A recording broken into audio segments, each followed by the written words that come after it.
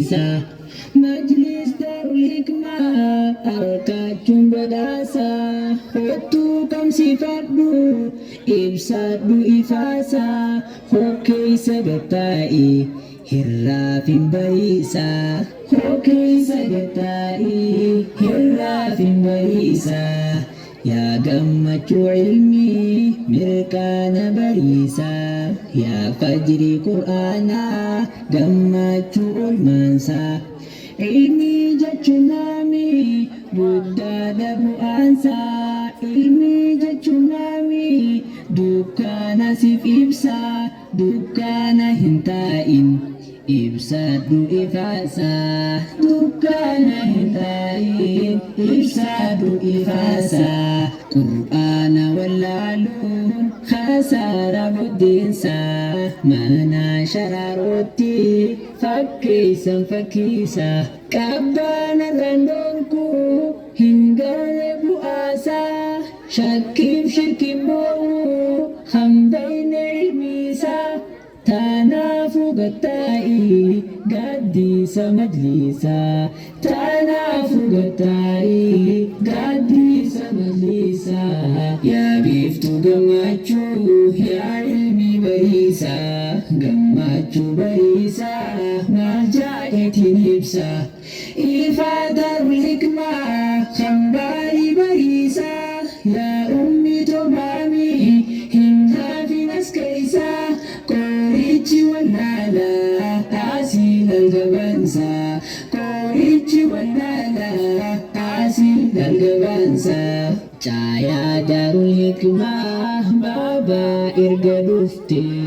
caayaa tana laalii mee maaltu hanqaate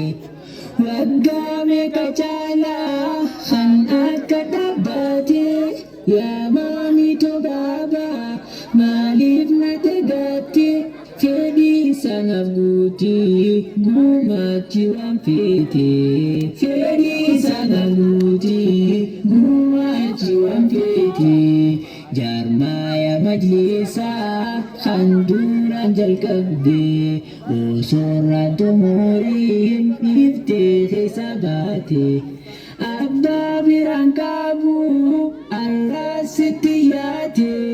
humnarraa xumurii gumaachi waan feete naggaada milkeeti milkaa'ii feete naggaada milkeeti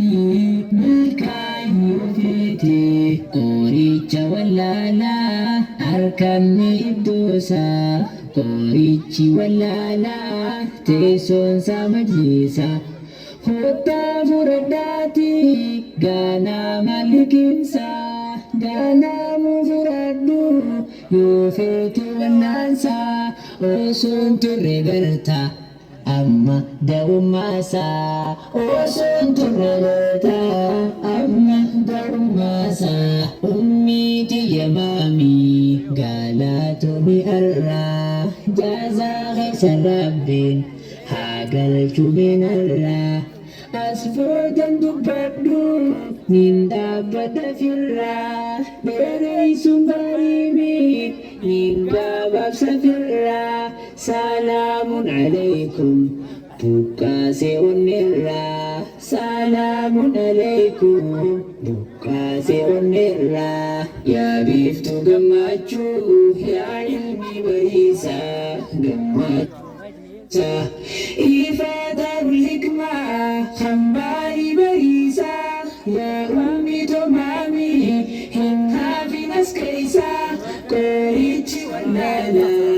asiil algabansa qorichi wallaala asiil algabansa